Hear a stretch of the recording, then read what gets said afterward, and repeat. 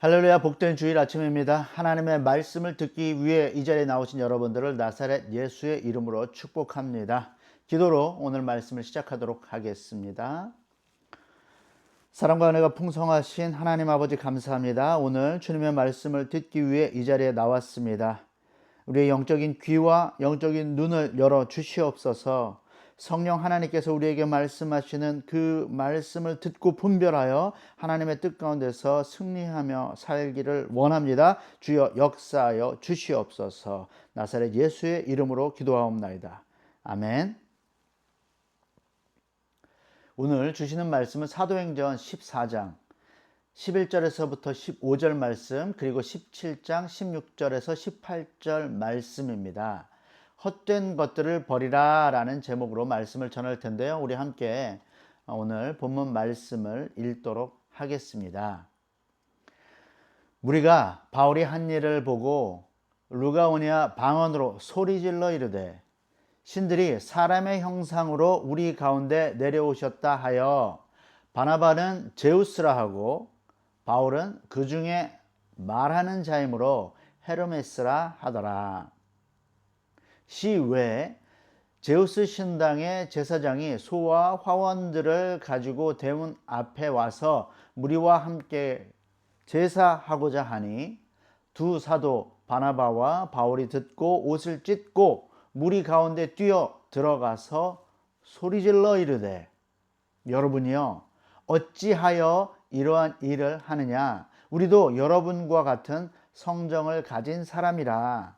여러분에게 복음을 전하는 것은 이런 헛된 일을 버리고 천지와 바다와 그 가운데 만물을 지으시고 살아계신 하나님께로 돌아오게 함이라.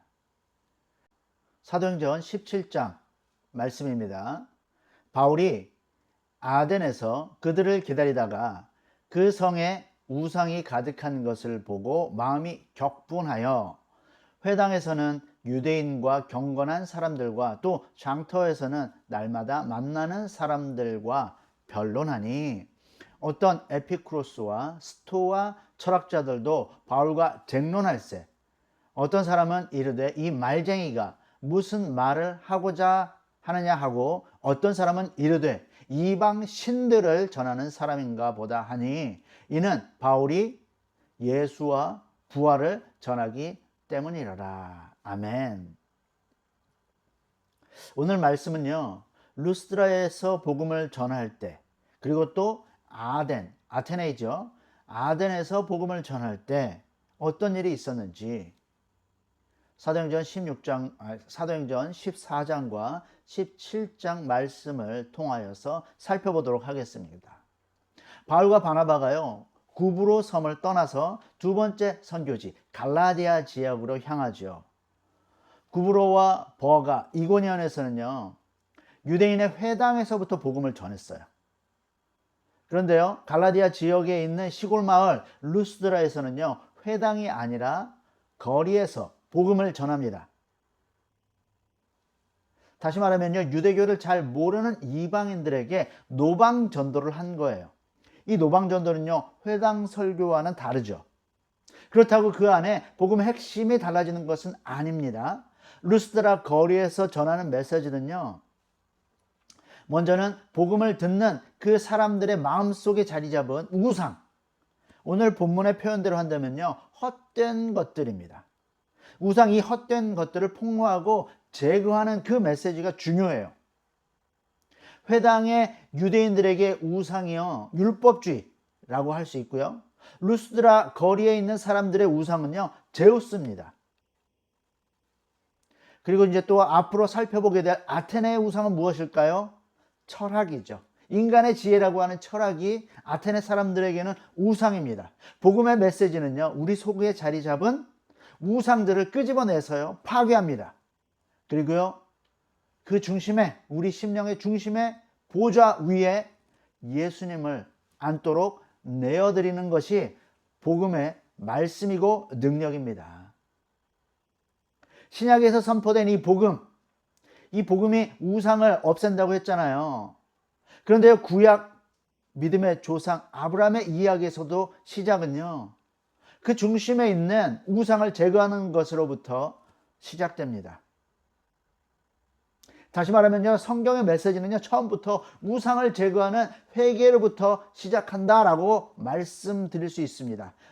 믿음의 조상 아브라함의 가족 이야기는 어디에서 시작됩니까? 갈대아 우르입니다. 바벨론 땅입니다. 여호수아 24장은 이렇게 기록하고 있죠. 옛적에 너희 조상들 곧 아브라함과 나홀의 아버지 데라는 강 저쪽에 거주하며 다른 신들을 섬겼다. 그렇습니다. 아브라함은요, 바벨론 땅 갈대아 우르에서 우상을 만들어서 팔던 데라의 가문의 아들이었습니다. 하나님께서 아브라함 가문을 우상의 도시 갈대아 우르에서 부르셨을 때요, 어디로 가는지 알지 못했지만 친척과 아버지의 집을 떠나는 순종의 여정을 시작했습니다.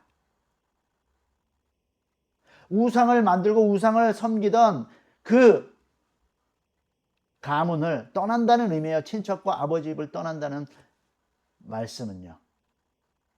그들은 갈대아 우르를 떠나서 하란으로 이주했습니다. 그러나 그곳에서 아직까지 우상을 버리지 못한 아버지 데라는 하란에서 생을 마감하죠. 아브라함은 이제 데라가 죽은 후에 가나안 땅으로 이주를 하면서 완전히 우상 숭배 가문과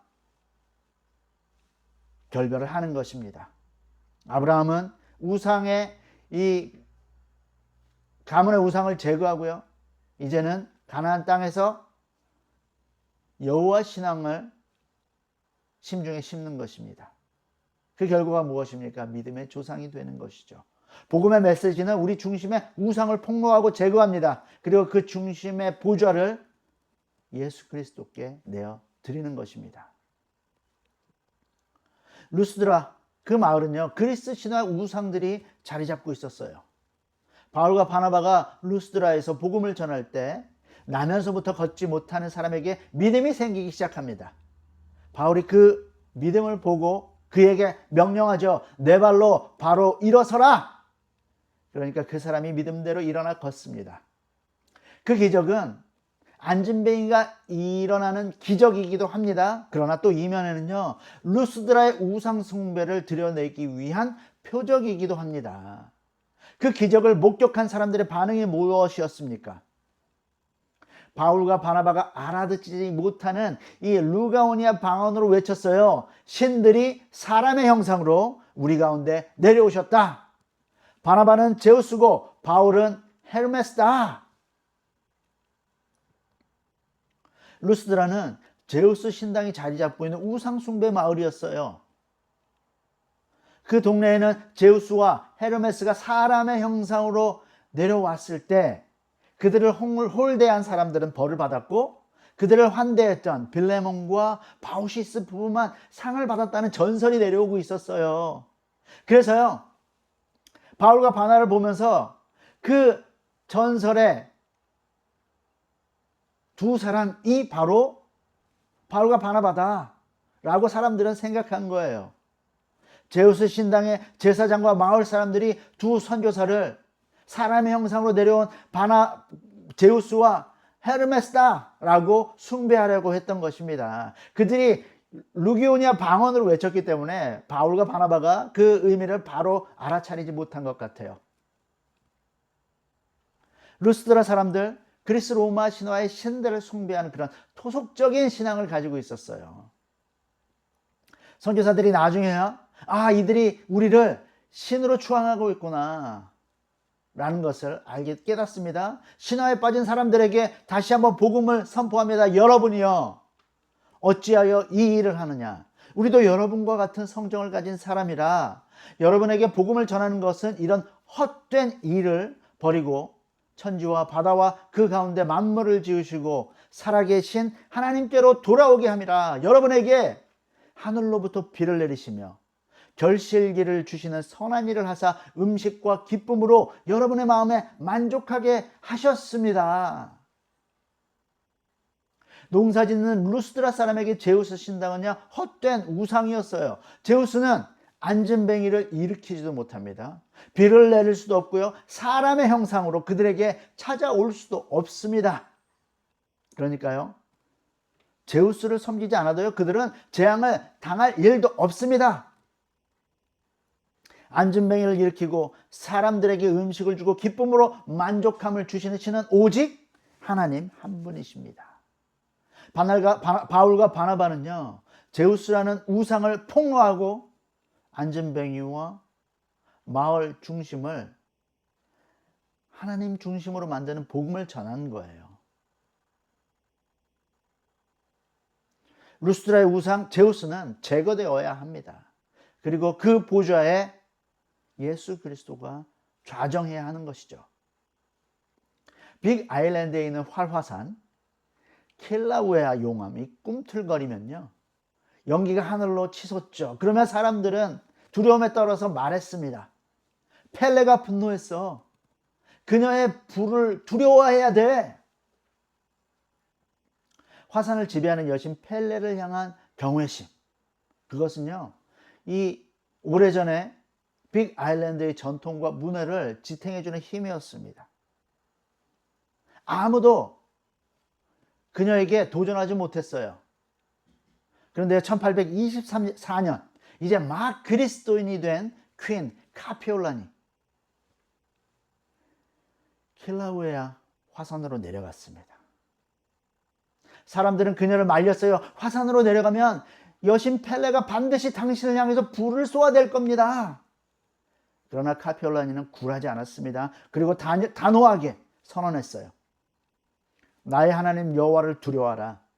여호와께서 이 불을 일으키셨다. 나는 펠레를 두려워하지 않는다. 만약 내가 죽는다면 너희는 펠레의 권능을 두려워하라. 그러나 내가 죽지 않는다면 너희는 진정한 하나님을 섬겨라. 그녀는 두려움 없이 화산 아래로 내려갔습니다. 그리고 그곳에서요, 오헬로 베리를 먹었어요. 사람들은 그 펠레에게 제사 드리지 않고서 오헬로 베리를 먹을 수 없다고 생각했었습니다. 그러나 카피올라니는 달랐죠. 오헬로 베리를 그곳에서 먹었어요. 그리고 화산 위로 올라옵니다. 사람들은 놀랐습니다. 펠레가 아니라 이제는 하나님을 경외하기 시작하는 거예요. 빅 아일랜드, 두려움과 전통적인 신화가 자리 잡고 있었지만 그날 이후로 신화의 자리는 잃었습니다. 많은 사람들이 그리스도인이 되었습니다. 부흥의 역사가 일어났습니다. 여신 펠레는요, 헛된 우상이었습니다. 예수 그리스도를 믿는 카피올라니의 그 도전 이후로 하나님의 능력이 증거된 것이죠. 그래서 로마 신화가 서양의 그 고전적인 문화를 배경으로 하고 있으니까 뭔가 우리 느낌에는 세련된 것처럼 보이죠. 그러나 이 루스드라 지역에 있었던 이 신당을 보면요, 제우스와 헤르메스, 우리 토속 신앙하고 그렇게 다르지가 않아요. 제우스 신당의 제사장이라고 표현했지만요, 그건요, 우리 무속 신앙에서 귀신을 모시는 무당이랑 비슷한 거예요. 이 무속 신앙이 조선 말기에는요, 진짜 정치, 군사, 경제를 사로잡고 있었습니다. 아기를 낳으면 삼신할머니께 갔어요. 병에 걸리면 의사가 없으니까 무당을 찾아가서 구판을 벌입니다. 이 마을마다 성황당의 장승과 소떼가 솟아 있어요.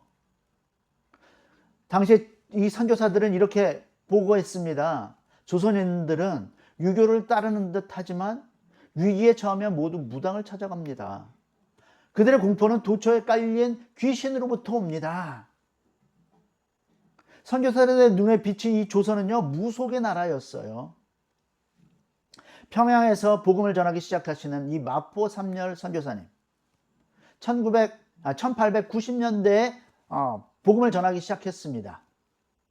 그때 평양 사람들의 눈에 이 서양 선교사들은요, 낯설고 두려운 존재였죠. 그래서요, 그들은 이 눈이 파란 서양 선교사들을 이렇게 불렀습니다. 서양 귀신이라고요. 사역 초기에요, 마포 삼열 목사님이요, 이 평양성 안쪽에 있는 이 평범한 기와집 한 채를 구입했어요. 그런데요, 이 멀쩡한 집이 이 귀신 나오는 집이라고 소문이 났어요. 왜겠어요? 그 집이 흉가가 아닌데요. 서양 귀신이 살기 때문에 귀신이 나오는 집이라고 소문이 나는 거죠. 선교사님은 구입한 집을 깨끗이 수리했습니다. 그리고 그곳에서 성경 공부도 하고요. 예배를 드리기 시작하는데요. 그 집에서 이제 구판이 아니라 찬송이 울려 퍼집니다. 복음이 선포되고요. 성경 공부가 진행이 되니까요. 그곳에서 놀라운 역사들이 일어나는데 사람이 변화되는 거예요. 사람들이. 구원의 역사가 일어나는 것이죠. 이제 서양 귀신에 대한 두려움 대신에요. 그들은 이 교회에 가는 기쁨 느끼죠. 하나님을 알아가는 그 행복을 경험하게 됩니다. 그래서 사람들에겐 새로운 소문이 퍼져나가는데요. 서양 종교가 귀신을 이겼다. 놀라운 소문입니다. 그 집이 무엇이냐? 나중에 널다리골 교회의 첫 예배당이 되는 것이죠. 훗날 평양 대붕의 그 불길이 타오른 장대현 교회의 시작입니다. 그것이. 널다리골 교회가 장대현 교회로 부흥한 것이기요. 복음은요, 조선 사람들의 심령을 사로잡고 있던 무속이라는 두려움, 우상을 제거하고요. 조선의 구원의 역사를 이끌어가는 이 평화의 왕 예수 그리스도께 주의 보좌를 내어드리도록 만들었습니다. 여러분들은 무속에 대해서 어떻게 생각하시나요? 20세기 대한민국은요, 정부 차원에서 이 미신 타파 운동을 벌였어요. 그리스도인인 이승만 대통령은 말할 것도 없고요. 그리스도인이 아니었던 박정희 대통령, 이 새마을 운동의 일환으로 미신 타파 운동을 적극적으로 지지했습니다. 새마을 일꾼들이요, 신당을 무너뜨렸어요. 이 구판의 소음은요, 경범죄로 처벌됐습니다. 하지만 전두환 노태우 대통령은요, 무속에 연루되었습니다. 더 안타까운 것은요, 박근혜 대통령과 윤석열 대통령이 무속에 연루된 사건들 때문에요. 국가적인 문제까지 일으켰어요. 서기호 바울 총독 옆에 마술사 바 예수가 있었고요. 박근혜 대통령 옆에는 최태민의 딸 최서원, 김건희 여사 옆에는요, 천공, 건진, 무정, 명태균까지 이 마술사들이 줄을 섰습니다. 진령군이라는 이 무당을 의지하던 명성 왕후가 모델인 것 같아요. 결과가 뻔한데 왜 그런 짓들을 꾸미는지 모르겠습니다. 심지어 김대중, 김영삼 대통령은요, 그리스도인이었어요. 그런데도요, 무속에서 자유롭지 못했습니다. 그 정도로 무속은요, 대한민국에 영향을 미치고 있어요. 예수 믿는 사람들에게 무속은요, 귀신을 따르는 행위입니다. 고린도전서 10장 20절 말씀이에요. 무릇 이방인이 제사하는 것은 귀신에게 하는 것이요, 귀신의 하나님께 제사하는 것이 아니니 나는 너희가 귀신과 교제하는 자가 되기를 원하지 아니하노라. 사도행전 13장에서 성령이 충만한 바울이 마귀의 자식인 바 예수를 향해서 엄중하게 선언한 하나님의 심판을 똑똑하게 기억하십시오. 보라, 이제 주의 손이 내 위에 있으니 내가 맹인이 되어 얼마 동안 해를 보지 못하리라. 재미로라도 점쟁이를 만나 볼 생각하지 마십시오. 그 시간에 하나님의 말씀을 읽으시고요, 기도하면서 주의 뜻을 분별하시기를 바랍니다. 성령 하나님이 여러분의 중심에 자리 잡고 계십니다. 두려워하십시오. 여러분의 보좌 중심에는 예수 그리스도가 앉아 계십니다. 점쟁이가 웬 말입니까? 사도행전 17장에서 이제 사도 바울이 아테네를 정탐하고 나서 이렇게 탄식을 했어요. 그 성에 우상이 가득한 것을 보고 마음에 격분한다. 하나님은요, 우상을 보면 격분합니다. 그것도 예수를 믿는다는 사람들 마음 가운데 우상들이 있다니요. 신명기 32장 16절에서 이 하나님의 마음 이렇게 기록되어 있어요. 그들이 다른 신으로 그의 질투를 일으키며 가증한 것으로 그의 진노를 격발하였도다. 사도 바울이 이 격분하다 라고 기록하고 있는데요. 이 신명기에서는요, 질투하다예요. 이 구약의 신명기에서 질투하다, 그것이 사도 바울이 격분하다, 똑같은 단어입니다. 우리말 뉘앙스에서 이 질투라는 이 표현이 좀 부족하긴 해요. 여자가 질투하는, 투기하는 그런 정도의 느낌이 아닙니다. 성경적인 그런 의미는요, 부모의 마음에 가까워요. 만약에 자식이 없는 어떤 생판 모르는 부부가요, 내 자식에게 자기들을 아빠와 엄마라고 부르라고 합니다. 그렇게 막 잘해줘요. 그랬더니 내 자식이 친부모인 나보다 그들을 더 따른다면요, 친부모 마음에 어떤 마음이 생기겠어요? 질투가 생겨요. 자식을 빼앗긴 부모, 질투하고 격분합니다. 자식을 되찾아와야죠. 하나님의 자식들이 헛된 우상들 앞에 가서 절하고 별짓을 다 하고 있을 때 하나님은 질투하고 진노를 격발하십니다. 사도 바울은 우상으로 가득한 도시 아테네를 향해서요, 하나님 마음처럼 격분했어요. 아테네는 그리스 신화에 나오는 지혜의 여신, 이 아테나 파르테노스의 이름에서 따온 거예요. 지혜를 사랑하는 사람들입니다. 아테네를 위한 신전이 바로 파르테논 신전이죠. 유네스코 세계 문화유산 1호예요. 그런데요, 아테네에 있던 제우스 신전의 사이즈는요, 파르테논 신전보다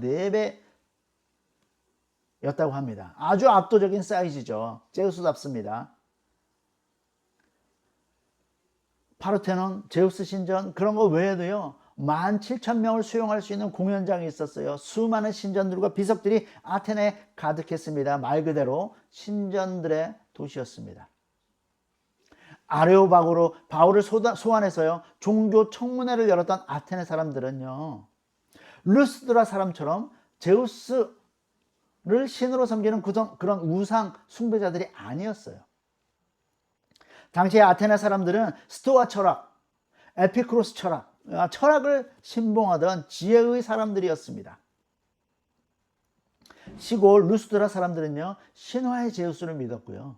신전의 도시 아테네 사람들은 신화를 이 철학으로 승화시켜서 신봉하고 있었어요. 그럼에도 그들은 여전히 우상 숭배자들입니다. 하나님의 마음은 격분합니다. 당시 스토아 철학을 간단하게 말하자면요, 세계는 로고스의 원리로 운영되는 유기체다 라고 생각했습니다. 그 중에 이성을 가진 인간은 로고스의 원리를 깨닫고 로고스를 따라서 사는 최고의 미덕인 지혜를 가질 수 있는 존재이다 라고 생각을 했습니다. 이 철학에서요, 이 로고스가 뭐냐, 로고스는요, 신들의 세계를 지배했던 이 통치자 제우스를 이 형이상학적으로 만든 거예요. 제우스는 신들의 세계에서 질서였거든요. 그것처럼 로고스는요, 우주가 운행하는 원리예요. 그리고 아테네가 추앙하던 아테나, 지혜의 여신입니다. 이 지혜의 여신의 탄생을 보면요, 그 의미를 더 잘 알 수 있어요. 제우스가 지혜의 여신이라는 메티스를요, 통째로 삼킵니다. 그랬더니 지독한 두통에 시달리게 된 거예요. 그래서 두통에 시달리던 제우스의 머리를요, 대장장이의 신 헤파이토스가요, 도끼로 내리쳐서요, 머리통을 반으로 쪼갭니다. 그랬더니 그 머리에서 아테나가 튀어나온 거예요. 통치자 제우스와 지혜의 메티스가 결합해서 아테나가 탄생한 것이란 말입니다. 그래서 아테나는 제우스의 로고스를 깨닫고 적용하는 이 철학적인 지혜로 형이상학적으로 변하게 되는 거예요. 이렇게 스토아 철학은요, 제우스의 로고스를 아테나를 지혜로 변모시킨 이 신화적인 우상이에요. 사도 바울은 그들 향해서 단호하게 선언합니다. 아테네의 철학은 헛된 우상들이다. 아테네에 스토아 철학이 있다면요, 한국에는 유교가 있어요. 두 사상은 놀랍도록 닮아 있습니다. 로고스는요, 유교에서 천명입니다. 지혜를 따르는 것은요, 순리를 따르는 것입니다. 오늘날 한국 교회도 이런 유교적인 교인들이 있어요. 그 사람들은요, 이성으로 하나님의 뜻을 분석하고 자신이 깨달은 원리에 순리를 따라서 성실하게 순종합니다. 겉보기에는 흠잡을 데 없는 신앙생활을 하는 것 같아요. 그러나 속내는요, 예수님 당시의 율법주의자와 비슷한 유교적인 교인들이에요. 예수님은 율법주의자들 향해서 회칠한 무덤이라고 경고하셨습니다. 인간의 이성만으로 하나님의 뜻을 깨달을 수 없습니다. 성경은 단순한 지식의 책이 아니라 하나님의 계시이기 때문이에요. 우리가 성경을 읽을 때 하나님만이 아신다는 겸손에서 출발해야 돼요. 성령님이 우리의 눈먼 이성에 조명해 주지 않으면 우리는 하나님의 뜻을 깨달을 수가 없습니다. 성령님의 조명이 있어야만 우리가 성경을 읽을 때 우리의 이성이 아니라 하나님의 뜻을 깨달을 수 있게 되는 거예요. 온전한 하나님의 뜻이 무엇인지 분별해야 우리는 순종할 수 있는 것입니다. 그리고 우리가 순종해 나갈 때 우리를 향한 하나님의 뜻을 확실하게 알게 되는 거예요. 성경을 읽는 데서부터 깨닫는 것, 그리고 실천할 때 이 모든 과정을 통해서 우리는 하나님을 알게 되는데요. 성령님이 없으면요, 우리는 읽어도 이게 무슨 말인지 깨달을 수가 없어요.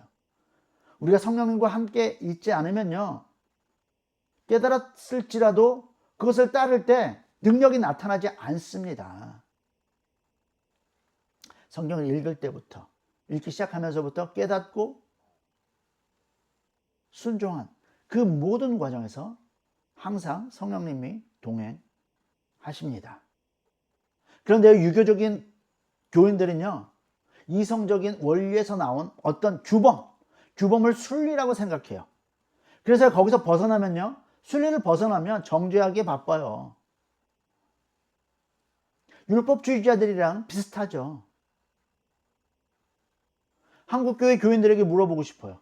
제사 음식을 먹어도 됩니까? 안 됩니까? 답이 머리에 딱 떠오르시나요? 먹어도 됩니까? 안 됩니까? 이에 대해서 사도 바울은 이렇게 대답을 합니다. 먹을 수도 있고 먹지 않을 수도 있는 자유가 있다. 여러분의 생각이 옳습니까? 사도 바울의 가르침이 옳습니까? 지혜를 순리와 어떤 규범으로 오해하는 교인들은요, 음식 앞에서 정죄의 칼을 들어요. 그러나 성령의 조명을 받은 성도들은요, 음식 너머에 있는, 식탁 너머에 함께 앉아있는 형제들을 품어요.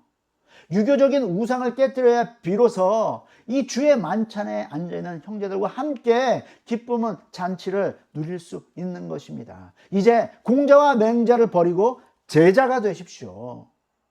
신앙은 이성으로 순리를 찾는 탐구가 아닙니다. 신앙은 하나님의 말씀 앞에 이성이 무릎 꿇는 경배입니다. 내 이성의 끈을 놓고 성령의 지혜에 온전히 붙들림 받기를 축복합니다. 고대 그리스 로마의 망령은요, 21세기 헐리우드에서 마블이라는 이름으로 화려하게 부활했어요.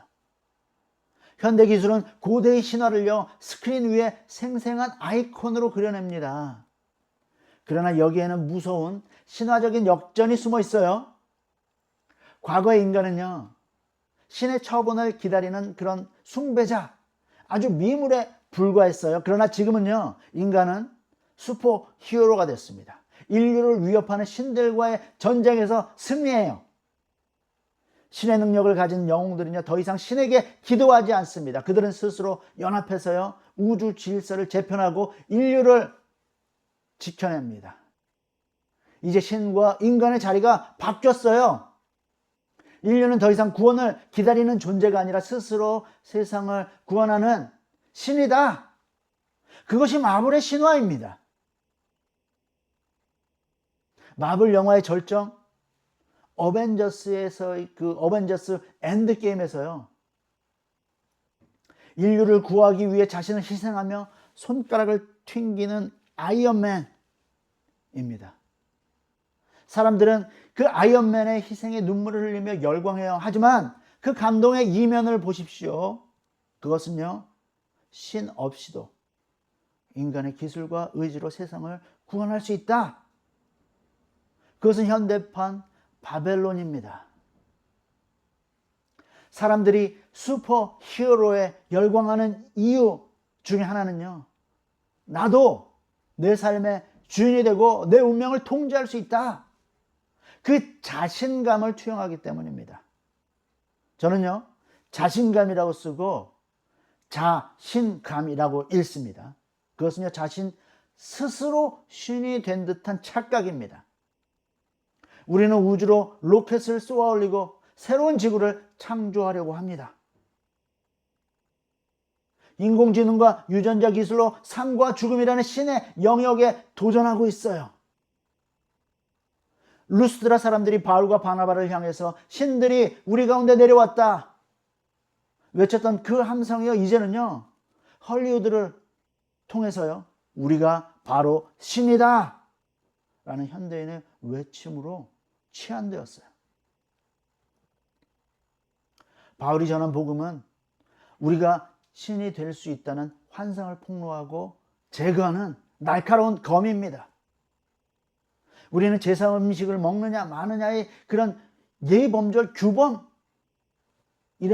담장에 갇혀있는 존재가 아니에요. 동시에 자기 운명을 스스로 구원할 수 있는 슈퍼히어로도 아닙니다. 신앙은요, 내가 인생의 핸들을 잡고 순리라는 내비게이션을 따라가는 것이 아니에요. 참된 신앙은요, 내 인생의 보좌를 예수 그리스도께 내어주는 주권의 양도입니다. 우리 중심에서 내가 아니라 예수 그리스도께서 좌정하시고 나를 이끌어 가실 때 우리는 비로소 참된 자유를 얻게 돼요. 여러분의 자신감을 십자가에 못 박으십시오. 그러면 우리 안에 좌정하신 그리스도의 신성이 우리의 삶을 진짜 순리, 진리로 인도하실 것입니다. 기도하겠습니다. 주님, 우리 마음의 보좌를 당신께 내어드립니다. 보좌로 주여 임하사 나를 그리고 나와 관련된 모든 세상을 다스려 주시옵소서. 우리의 주인 되시는 온 세상을 구원하신 나사렛 예수 그리스도의 이름으로 기도하옵나이다. 아멘.